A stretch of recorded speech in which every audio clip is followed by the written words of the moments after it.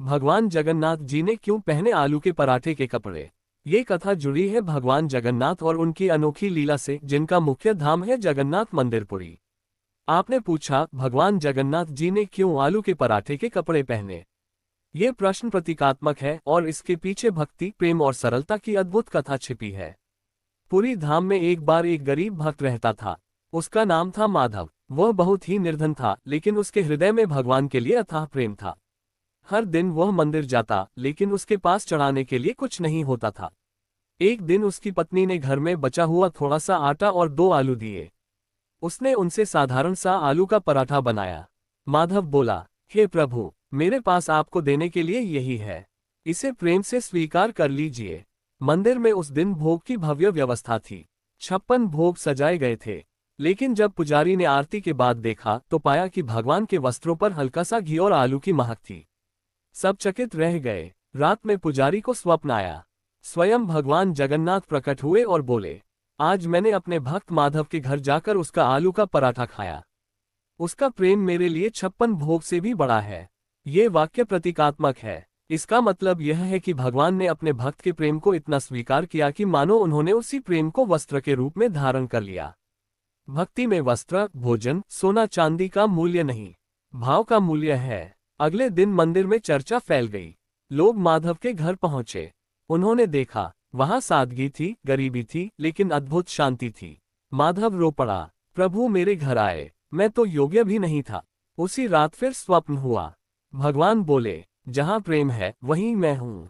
इस घटना के बाद पुरी में एक परंपरा शुरू हुई। भोग में सादे भोजन को भी उतना ही सम्मान दिया जाने लगा जितना 56 भोग को। क्योंकि भगवान को महंगे पकवान नहीं, सच्चा प्रेम। भगवान अहंकार नहीं देखते। भगवान गरीबी अमीरी नहीं देखते। भगवान केवल भाव देखते हैं। जिस प्रकार श्री कृष्ण ने सुदामा के चावल स्वीकार किए, उसी प्रकार जगन्नाथ जी ने आलू का पराठा स्वीकार किया। आलू के पराठे के कपड़े का अर्थ है, भगवान ने उस प्रेम को अपने ऊपर धारण कर लिया। भक्ति में सबसे बड़ा वस्त्र है। श्रद्धा सबसे बड़ा गहना है। विश्वास सबसे बड़ा भोग है। पुरी धाम में उस अद्भुत घटना के बाद सबके मन में एक ही प्रश्न था, क्या सच में भगवान जगन्नाथ स्वयं एक गरीब भक्त के घर गए थे? मंदिर के मुख्य पुजारी ने सोचा, यदि यह सत्य है तो हमें भगवान की इच्छा को समझना चाहिए। मंदिर के कुछ सेवक माधव के घर पहुंचे। उन्होंने पूछा, क्या तुमने सच में भगवान को पराठा खिलाया? माधव ने सिर झुका लिया, मैंने तो बस प्रेम से अर्पित किया था। यदि प्रभु ने स्वीकार किया तो यह उनकी कृपा है। उसकी आंखों में आंसू थे, लेकिन उसमें कोई अभिमान नहीं था। सेवकों ने देखा, घर में न धन था न वैभव, बस एक कोने में दीपक जल रहा था और दीवार पर जगन्नाथ जी की छोटी सी तस्वीर थी। उस रात फिर स्वप्न हुआ। भगवान प्रकट हुए और बोले, माधव की परीक्षा मत लो, उसका प्रेम निष्कलंक है। जो मुझे प्रेम से बुलाता है मैं उसके घर स्वयं चला जाता हूँ। सुबह पुजारी ने सभा बुलाई। उन्होंने सबको बताया, भगवान को भोग नहीं, भाव प्रिय है। उस घटना के बाद पूरी नगरी में बदलाव आने लगा। लोगों ने समझा, दान दिखावे के लिए नहीं, भोग प्रदर्शन के लिए नहीं, पूजा अहंकार के लिए नहीं। सबने अपने हृदय को शुद्ध करने का संकल्प लिया। ये केवल एक कथा नहीं, एक शिक्षा है। जब भक्त प्रेम से कुछ अर्पित करता है तो भगवान उसे केवल ग्रहण ही नहीं करते, बल्कि उसे अपने जीवन का हिस्सा बना लेते हैं। जिस प्रकार श्री कृष्ण ने सुदामा के चावल को अमृत बना दिया, उसी प्रकार जगन्नाथ जी ने आलू के पराठे को अपने वस्त्रों की सुगंध बना लिया। कुछ दिनों बाद माधव के घर धीरे धीरे समृद्धि आने लगी, लेकिन उसने कभी अपने जीवन की सादगी नहीं छोड़ी। वह रोज मंदिर जाता और कहता, प्रभु मुझे धन नहीं चाहिए, बस आपका प्रेम चाहिए। भगवान मुस्कुराते रहे। पूरी नगरी में ये कथा दूर दूर तक फैल चुकी थी।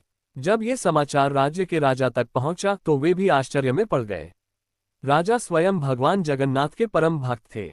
उन्होंने अनेक बार जगन्नाथ मंदिर पुरी में स्वर्ण आभूषण, रत्नजटित वस्त्र और महाभोग अर्पित किए थे। लेकिन उनके मन में एक सूक्ष्म संशय उठ खड़ा हुआ, यदि भगवान को एक गरीब का साधारण पराठा इतना प्रिय है तो मेरे भव्य भोग का क्या महत्व? राजा ने निश्चय किया कि वे सत्य की परीक्षा लेंगे। उन्होंने एक दिन भव्य आयोजन करवाया। 56 भोग, रत्नजटित वस्त्र, सुगंधित पुष्प, सब कुछ अत्यंत वैभवशाली। उन्होंने मन ही मन कहा, हे प्रभु, यदि आपको प्रेम प्रिय है तो आज मेरे हृदय को भी परख लीजिए। लेकिन उस दिन आरती के बाद पुजारी ने देखा, भगवान के वस्त्रों पर वही हल्की घी और आलू की सुगंध थी। राजा स्तब्ध रह गए। रात में राजा को स्वप्न हुआ।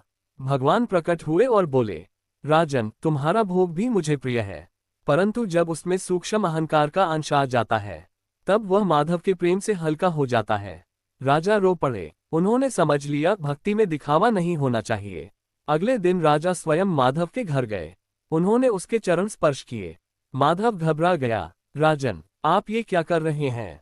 राजा बोले, आज मैं तुमसे सच्ची भक्ति सीखने आया हूं।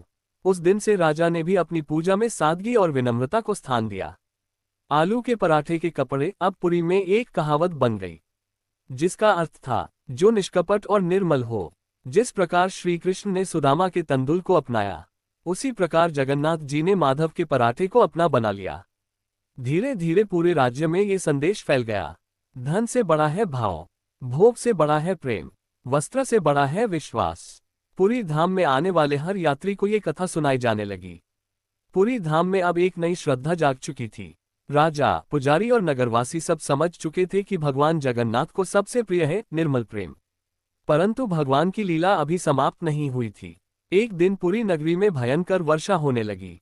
नदी उफान पर आ गई, खेत डूब गए, गरीबों के घरों में अन्न का अभाव होने लगा। माधव का छोटा सा घर भी पानी से घिर गया। उसके पास खाने के लिए केवल 2 आलू और थोड़ा सा आटा बचा था। पत्नी बोली, आज बच्चों के लिए बचा ले। माधव शांत स्वर में बोला, पहले प्रभु को अर्पित करेंगे, फिर जो होगा देखेंगे। उसने फिर वही साधारण आलू का पराठा बनाया, दीपक जलाया, आंखें बंद कर प्रार्थना की, हे जगन्नाथ, यदि यह आपका अंतिम भोग भी हो तो भी मैं इसे प्रेम से अर्पित करता हूँ। उसी क्षण तेज प्रकाश हुआ, मानो पूरा घर दिव्य ज्योति से भर गया। उधर मंदिर में पुजारी ने देखा, भगवान के वस्त्र आज अत्यंत सरल थे, जैसे साधारण सूती कपड़ा, और उनके अधरों पर हल्की मुस्कान थी। भोग की थाली में जो 56 भोग रखा गया था, वह वैसा ही था, परंतु भगवान के अधरों पर घी और आलू की सुगंध थी। सब समझ गए, प्रभु फिर माधव के घर गए हैं। अगली सुबह वर्षा रुक गई, नदी शांत हो गई, खेतों में फिर से हरियाली आ गई। राजा ने घोषणा की, आज से मंदिर में प्रतिदिन एक सादा भोग भी अर्पित होगा, जिसे प्रेम भोग कहा जाएगा। इस लीला ने पुरी को एक अमर शिक्षा दी। सच्चा भक्त संकट में भी भगवान को नहीं भूलता। सच्चा प्रेम परिस्थिति से बड़ा होता है। भगवान भक्त की लाज स्वयं रखते हैं। जिस प्रकार श्री कृष्ण ने द्रौपदी की लाज रखी, उसी प्रकार जगन्नाथ जी ने माधव के विश्वास की रक्षा की।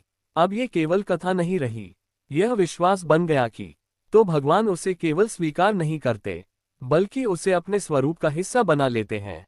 भगवान का सबसे सुंदर वस्त्र है भक्त का निष्कलंक प्रेम। पूरी नगरी अब उस लीला की साक्षी बन चुकी थी। हर कोई जान चुका था कि भगवान जगन्नाथ अपने भक्त के प्रेम के वशीभूत हो जाते हैं। माधव का जीवन अब पहले जैसा नहीं रहा था। उसके घर में थोड़ा सुख आया था, पर उसके हृदय में वही विनम्रता थी। एक दिन माधव ने मंदिर में जाकर फोल्डेड हैंड्स से कहा, हे प्रभु, मैंने जीवन में कुछ नहीं मांगा, बस एक बार अपने साक्षात स्वरूप के दर्शन करा दीजिए। उसकी आंखों से आंसू बह रहे थे। उस रात माधव के छोटे से घर में फिर वही दिव्य प्रकाश प्रकट हुआ। चारों ओर सुगंध फैल गई, मंद मंद शंखध्वनि सुनाई दी, और उसके सामने स्वयं भगवान प्रकट हुए। नीलवर्ण, विशाल नेत्र, करुणा से भरी मुस्कान। माधव भूमि पर गिर पड़ा।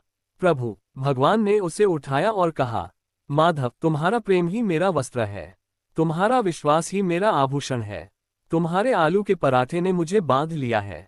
भगवान ने आगे कहा, अब तुम्हारा जन्म मरण का चक्र समाप्त होता है, तुम मेरे धाम में स्थान पाओगे। माधव की आंखों से आनंदाश्रु बहने लगे। उसका शरीर शांत हो गया, पर उसके चेहरे पर दिव्य मुस्कान थी।